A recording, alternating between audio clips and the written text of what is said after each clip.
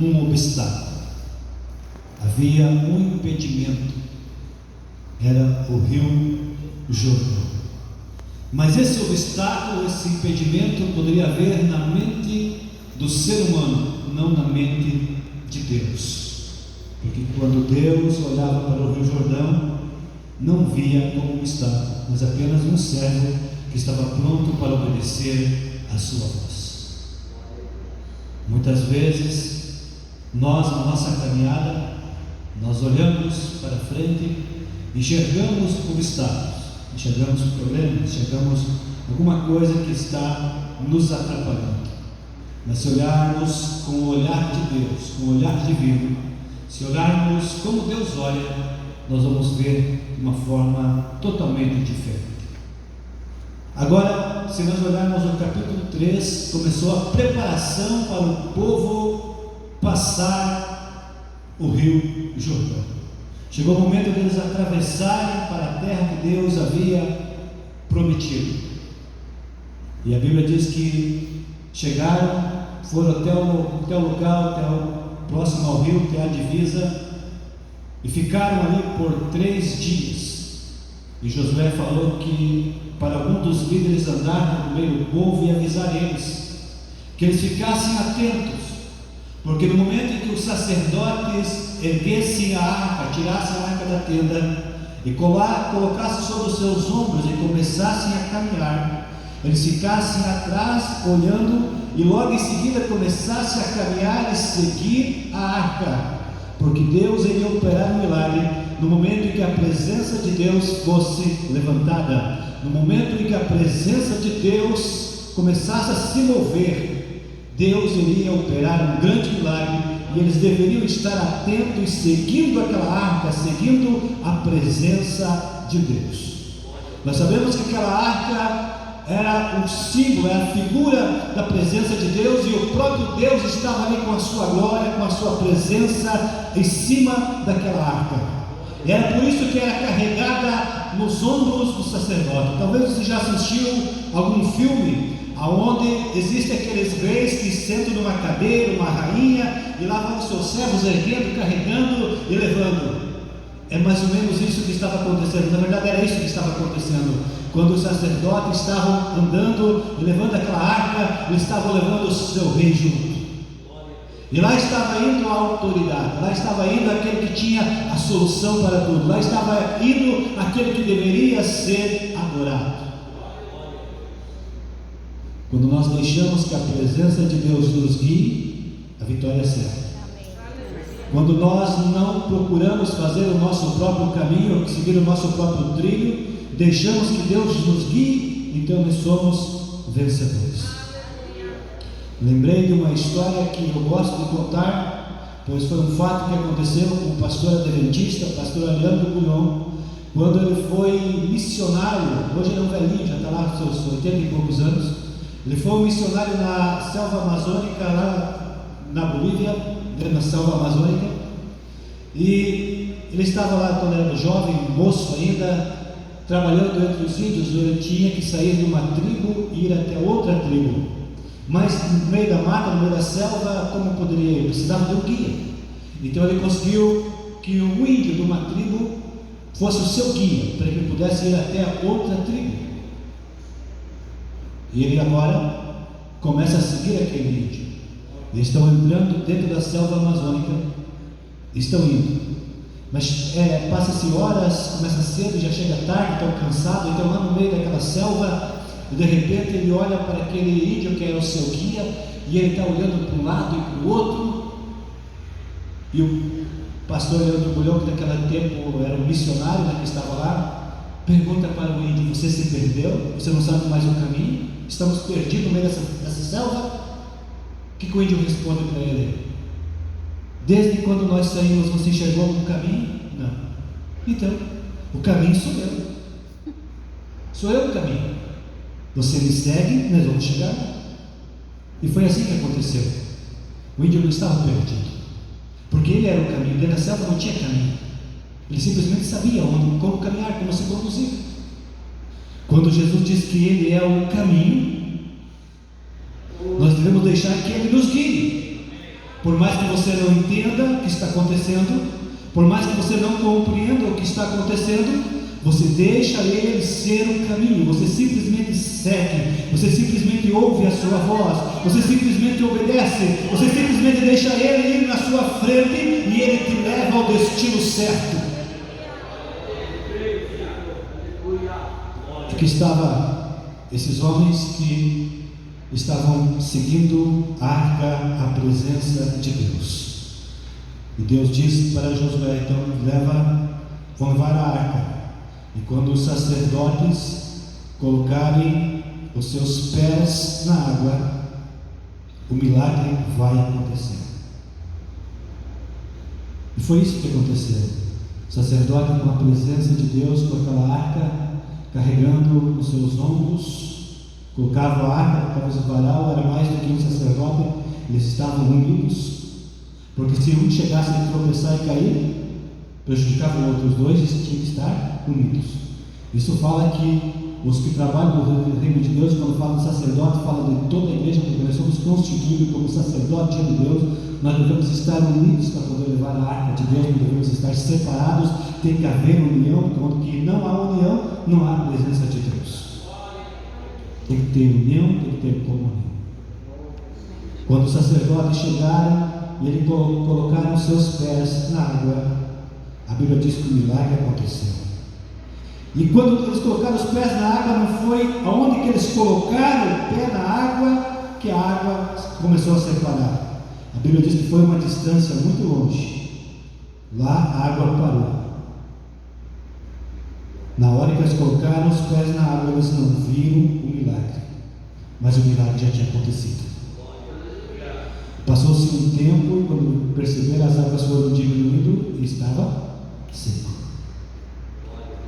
Muitas vezes nós queremos obedecer a Deus, mas queremos ficar vendo as coisas, e quando nós não enxergamos as coisas, pensamos que Deus não está trabalhando.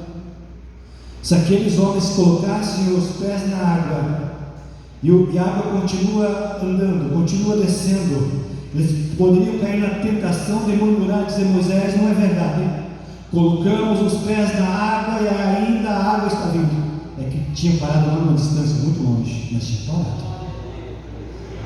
Muitas vezes nós não entendemos, muitas vezes nós não compreendemos, estamos querendo fazer a vontade de Deus, estamos procurando obedecer a vontade de Deus, estamos seguindo o caminho de Deus, mas mesmo assim parece que as águas continuam, parece que as lutas não param, parece que continuam volumosas aquelas águas.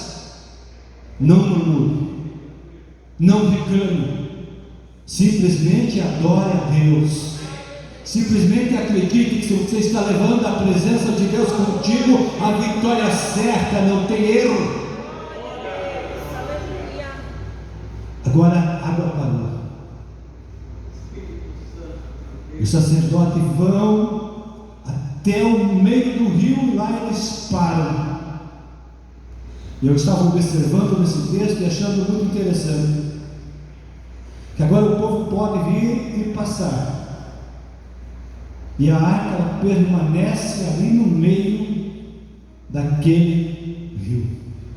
Havia um momento em que eles tinham que deixar que a arca fosse na frente, mas também houve por um momento que Deus permitiu que eles passassem. Deus estava dizendo: agora vocês vão passar e eu fico aqui segurando o problema.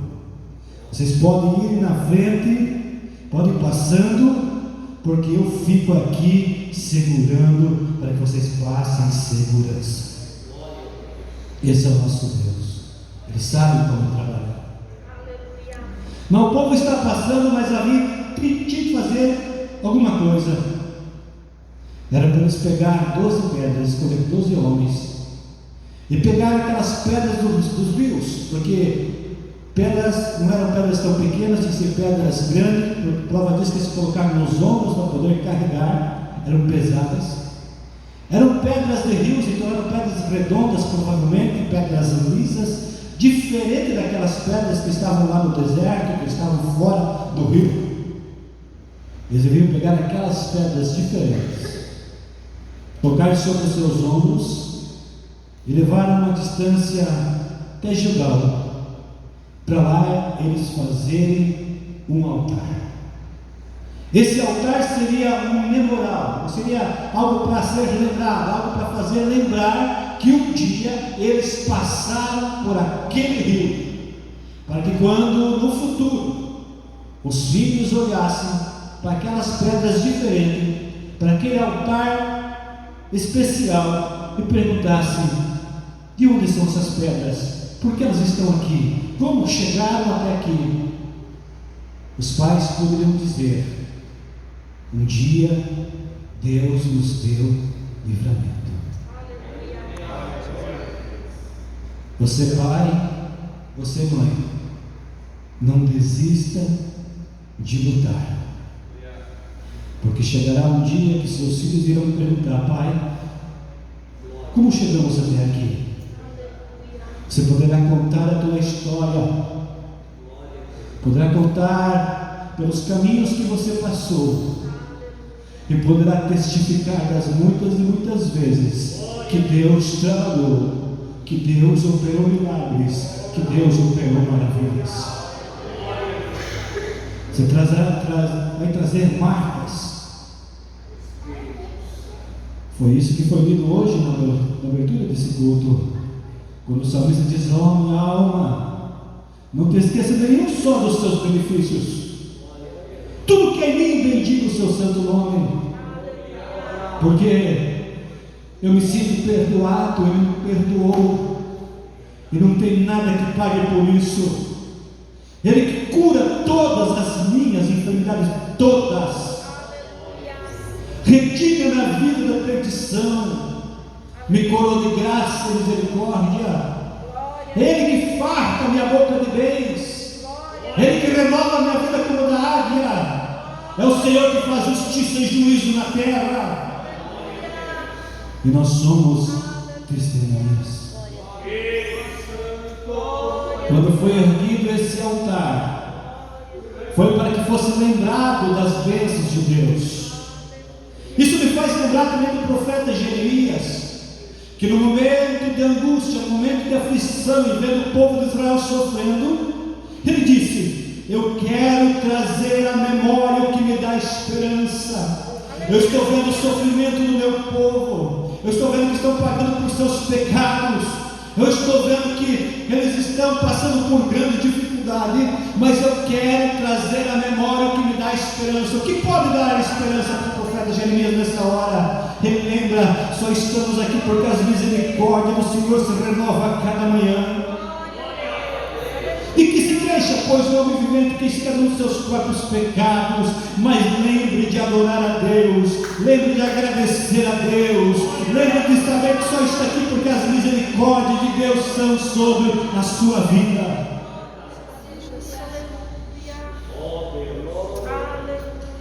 Se nós olhássemos os versículos 20 a 24 do capítulo 4, mais uma vez Deus usa Josué para lembrar o povo é que no futuro vocês vão precisar lembrar o que Deus tem feito. Eu quero dizer para você: procura lembrar o que Deus tem feito pela tua vida, procura agradecer a Deus. O apóstolo Paulo diz que em tudo é por mais dar graça. Ele não diz que vai dar graça por tudo, mas em tudo há um motivo de dar graça. Eu vi uma história essa semana de um moço que estava no caminho e ele foi assaltado e foi assassinado.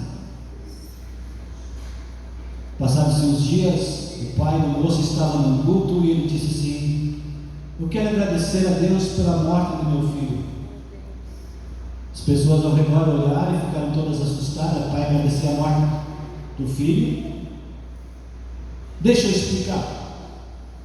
Falou: meu filho foi uma pessoa muito boa, nunca nos deu trabalho, nunca chegou tarde em casa, não batia na namorada, era um bom menino.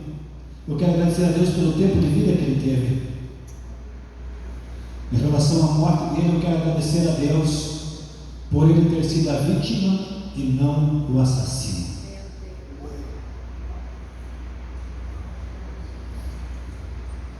Às vezes você acha alguma coisa para reclamar, mas se você olhar dentro desta coisa, você achará motivo para agradecer a Deus. Em tudo dai graças a Deus.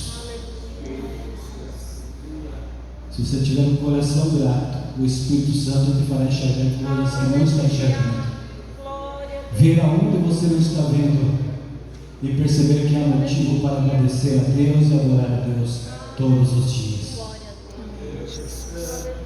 Mas eu quero que você preste atenção no versículo 9 que eu li. Levantou Josué também 12 pedras no meio do Jordão. Falei agora de um altar que foi feito, foi levado a uma distância longe do Rio Jordão, onde foi um memorial para lembrar o que Deus tem feito. Mas também foi feito um outro altar dentro do Rio Jordão. Às vezes nós só pensamos naquele altar que foi feito fora do rio, mas aqui está dizendo que também foi feito um rio, dentro do rio, um altar. Em meio ao rio, um altar. E alguém poderia perguntar para Josué: para que fazer um altar dentro do rio, se ninguém vai ver depois? Lá fora tudo bem, né? Fazer lá fora, vamos olhar aquele altar e vão dizer: para que esse altar? Você vai falar da grandeza de Deus, mostrar o que Deus tem feito, que o objetivo, se você olhar no próximo versículo, é para que toda a terra saiba que Deus operou o milagre, para lembrar que Deus tinha secado o Mar Vermelho, separado o Mar Vermelho, separado o Rio Jordão. Mas agora, para que fazer um altar dentro do rio? Um altar escondido. Aquele altar estaria escondido aos olhos dos homens, mas não aos olhos de Deus. Quando falamos de altar, nós não podemos esquecer de oração. É muito importante o altar que você levanta em público, a oração que se faz neste lugar, a oração que se faz entre os irmãos. É muito importante a oração que nós fazemos de forma coletiva.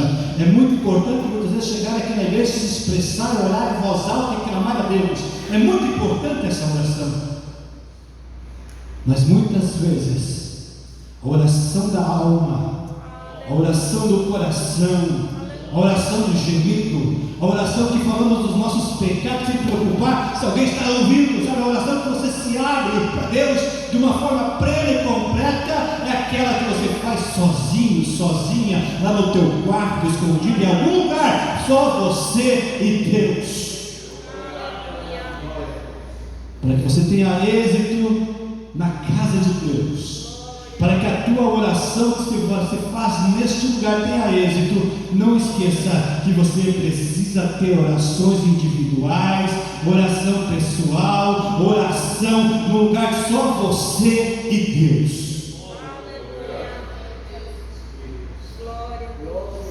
As melhores orações muitas vezes são feitas quando estamos a sós com Deus.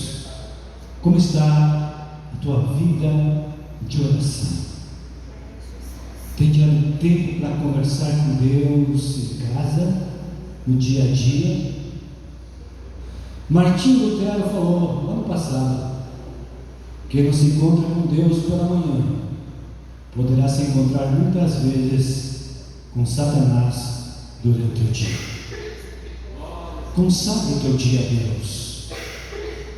Quando terminar o dia, agradeça a Deus, consagre a tua noite a Deus.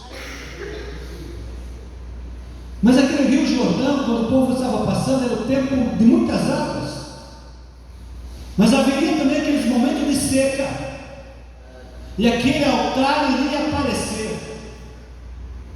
Isso me faz pensar também que quando nós temos uma vida de oração, uma vida de intimidade com Deus, um relacionamento com Deus, quando chegar a seca, Quando chegar a dificuldade, vai haver diferença entre aquele que ora e aquele que não ora, entre aquele que adora e aquele que não adora, aquele que consagra e aquele que não consagra, e outra vez vereis a diferença.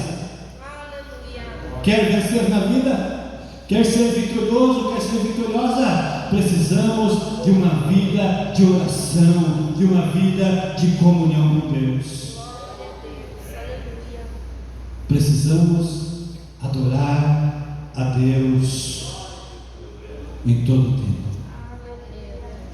Vejam que eles permaneceram e fizeram esse altar no meio do rio. Esse rio representava para eles o problema. Antes deles colocarem os pés naquela água, antes deles fazerem aquele altar, eles olhavam para o rio e enxergavam o problema. Olhavam para aquele rio e enxergavam um gigante. Olhavam para aquele rio e enxergavam o inimigo. Olhavam para aquele rio e viam uma dificuldade. Mas no momento que fizeram aquele altar e passaram por aquele rio, aquele mesmo rio, o Rio Jordão, que significava para eles a luta, que significava para eles a dificuldade, que significava para eles o problema, agora eles olham para o rio e lembram de vitória. Eles olham para o rio e lembram daquilo que Deus tem feito. Quero dizer para você que essa luta que você está passando, a dificuldade que você enfrenta no dia a dia, hoje você pode olhar e chegar com uma dificuldade, com um problema, com alguma coisa difícil, mas se você permanecer adorando a Deus, servindo a Deus, vai chegar o momento que você vai olhar para esse mesmo problema, que se chama de problema hoje, e dizer: essa é a minha vitória. Foi grande a luta, é muito maior a vitória. Foi grande a dificuldade, Deus tem bênção para a tua vida. Poderíamos citar exemplo, lá estava Paulo e Silas na prisão, em meio à luta, em meio à dificuldade, em meio à luta e em meio à dificuldade, eles adoraram a Deus, eles louvaram a Deus, eles exaltaram a Deus. Esse Rio Jordão, que era a dificuldade, depois que chegou a presença de Deus, se você olhar na história bíblica, você vai conhecer a história de Naamã. Naamã foi lá, todo leproso, foi procurar em Israel um lugar, foi procurar um profeta para que Israel tomar banho no Rio Jordão. Naamã perguntou: não tem outros rios melhores, tem águas melhores? Por que Rio Jordão? É que no Rio Jordão a arca de Deus passou, é que no Rio do Jordão a presença de Deus chegou. Um dia um machado afundou, lá estava um homem desesperado, um profeta desesperado, vão até Eliseu, e Eliseu faz com que o machado flutue. Que lugar que tinha caído o machado? No Rio Jordão. Foi no Rio Jordão que chegou Elias e colocou a capa. Aquele rio se tornou obediente. Aquele rio lá obedecia à unção de Deus. Lá chegou Eliseu de volta, colocou a capa, o rio se abriu. Por quê? Porque Deus havia trabalhado. Por exemplo, para você, que aquilo que você acha que é problema hoje, Deus transformará em bênção na tua vida. Deus transformará em solução na tua vida. Deus tem uma vitória para você. Hoje é um culto de vitória. Se você ter uma vida de comunhão com Deus, levantar um altar diante de Deus, Deus tem vitória para a tua vida. Lembre-se que no Rio Jordão foi lá que Jesus foi batizado. Era um rio normal, até o momento em que chegou a unção de Deus naquele lugar, até que chegou a presença de Deus naquele lugar. Se nós fôssemos meditar, não quero passar no horário, mas depois que a presença de Deus chegou naquele lugar, o fluir daquele rio mudou. Porque imagina agora, o rio está vindo, a água está vindo normal, mas coloca lá um monte de pedras. Então agora o rio se torna diferente, o fluir do rio ficou diferente.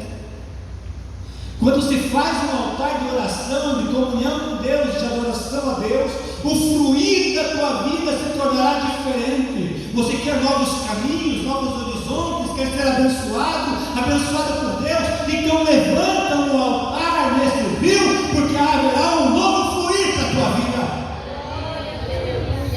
Deus mudou o fluir desse rio, Deus mudou a personalidade desse rio, o rio que era conhecido como o rio da derrota, o rio de dificuldade, agora é o rio da bênção. É isso que Deus quer fazer nas nossas vidas. E eu falei que em meio à luta Lá na prisão, Paulo e Silas cantou e adorou a Deus. Mas eu também lembrei de um outro personagem chamado Pedro.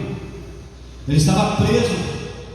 E no outro dia ele ia ser decapitado, porque já havia matado um apóstolo chamado Tiago. Então por que não poderia matar Pedro? Talvez se fosse o Wilson preso naquela noite, ele ficava acordado e apavorado, de joelho orando. Sabe o que Pedro fez? Deitou e dormiu. Isso é ser crente. Há momentos que você faz como Paulo e Silas, louva, né? Adora a Deus, exalta a Deus. Mas também o ato de você descansar e confiar em Deus faz parte. E você não ficar apavorado, querendo resolver o que Deus vai resolver, querendo resolver aquilo que nós não conseguimos resolver. Sabe? A ansiedade mata, a dificuldade destrói. Confie inteiramente em Deus. Se coloca de pé com bondade.